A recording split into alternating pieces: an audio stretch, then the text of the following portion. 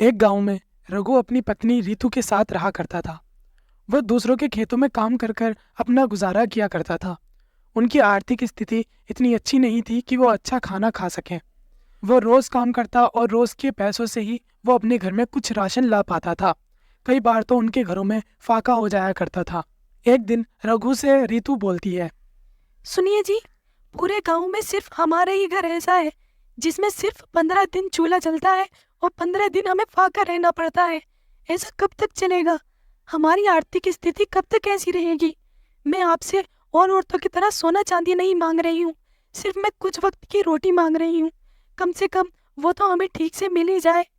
ना जाने कब जाकर हमारे ये दिन ठीक होंगे। रीतु, तुम टेंशन क्यों लेती हो? मैं अपनी पूरी कोशिश कर रहा हूँ कि मैं तुम्हें अच्छा खाना खिला सकूं और हम भूखे ना रह सकें।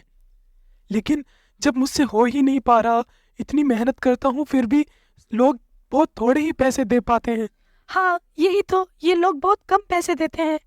क्यों ना तुम मुखिया के घर जाओ, वो मुखिया जी कुछ ना कुछ काम देंगे तुमको और काफी अच्छे पैसे भी देंगे वो तुमको।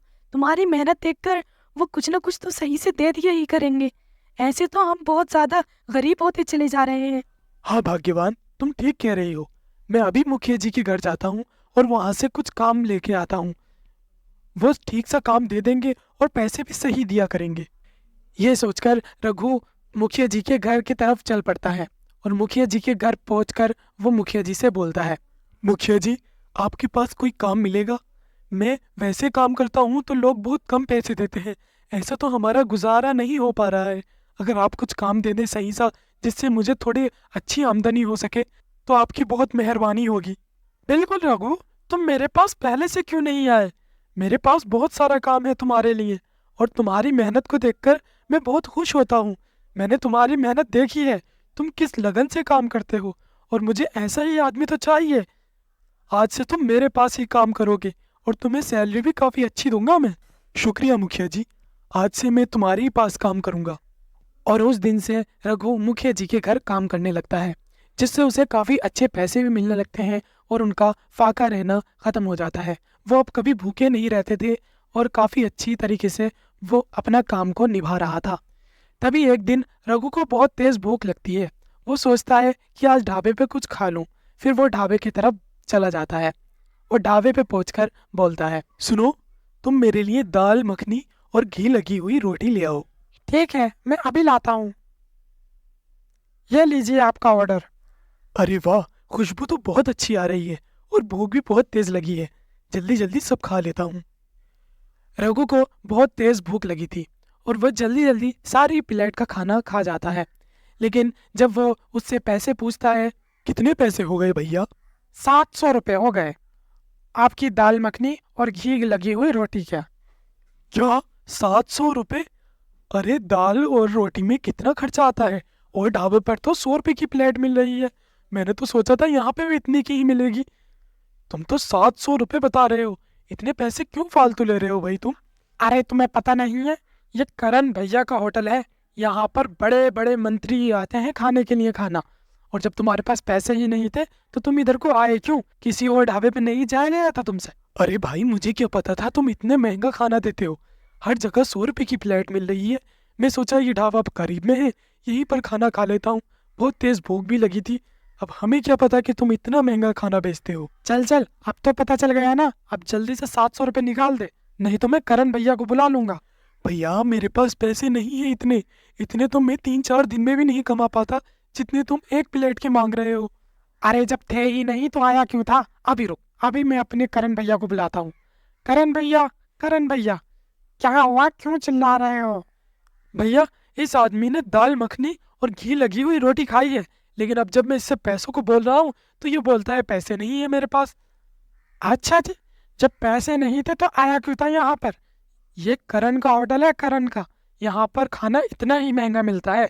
जब इतनी हैसियत नहीं थी तो यहाँ पे आने की क्या जरूरत थी तुझको? तभी पास में बैठा करण का दोस्त कालू उठ कर आ जाता है और वो बोलता है, अरे करण, इन लोगों की हैसियत ही नहीं होती है खाना खाने की, लेकिन ये खाना खाते हैं और उसके बाद बोलते हैं मेरे पास पैसे नहीं है, मैं इतना कमा नहीं पाता हूँ। बेचारा सा मुंह बना लेते हैं। ये सोचते हैं कि ऐसे ही हम इन्हें फ्री में खिलाते रहेंगे, लेकिन इनको मज़ा चखाना मुझसे अच्छे से आता है, अभी बताता हूँ मैं इसको। इतना बोलकर कालू रघु को मारने लगता है और करण भी उसे खूब मारता है, उसकी खूब बेइज्जती करते हैं और वहाँ से धक्के मार के वहाँ से निकाल देते हैं। वहाँ पर उसके गांव के भी कई आदमी बैठे थे, लेकिन किसी ने उसे नहीं बचाया। सब देखकर उसे मजाक की नज़रों से देख रहे थे। ये देखकर रघु को बहुत गुस्सा आता है और वो उदास मुंह लेकर अपने घर लौट आता है। रघु का उदास चेहरा देखकर और आंखों में आंसू देखकर रघु की पत्नी बोलती है, क्या हुआ जी? आप क्यों इतने उदास हैं और आपकी आंखों में आंसू क्यों हैं? कोई बात हुई है क्या? रघु उसको ढाबे की सारी बात बताता है। ये सुनकर रीतू को बहुत दुख होता है। हाँ जी, आप टेंशन मत लीजिए, मैं उसकी शिकायत मुखिया से लगाऊंगी। फिर मुखिया जी जरूर हमारी मदद करेंगे और कुछ ना कुछ तो करेंगे ही वो। फिर वो रघु को मुखिया के पास ले जाती है और मुखिया के पास जाकर बोलती है, मुखिया जी, करण ने हमारे पति को बहुत मारा है, सिर्फ इस वजह से कि इनके पास पैसे नहीं थे। वो मुखिया को सारी बात बताती है। सारी बात सुनकर मुखिया बोलता है, देखो रीतू बिटिया, इसमें गलती करण की भी नहीं है, क्योंकि जब इसके पास पैसे नहीं थे रघु के पास, तो ये उसके ढाबे पर गया क्यों? पूरे गांव को पता है कि उसके ढाबे पर बहुत महंगा खाना मिलता है। लेकिन मुखिया जी, उसे ऐसा मारना तो नहीं चाहिए था, और उसके दोस्त कालू ने भी इन्हें बहुत मारा है। उसको क्या हक होता है भला इन्हें मारने का? हम पैसे बाद में लौटा देते, लेकिन ऐसे मारने का क्या तरीका है? हाँ, ये तो तुम ठीक कह रही हो। चलो तुम दोनों घर जाओ और टेंशन न लो, मैं करण की डांट लगाता हूँ। आज के बाद वो ऐसा नहीं करेगा। क्या होगा आगे स्टोरी में? क्या मुखिया रघु की मदद करेगा या फिर वो भी औरों की तरह रघु के मजाक उड़ाएगा? ये सब देखने के लिए देखिए एपिसोड 2।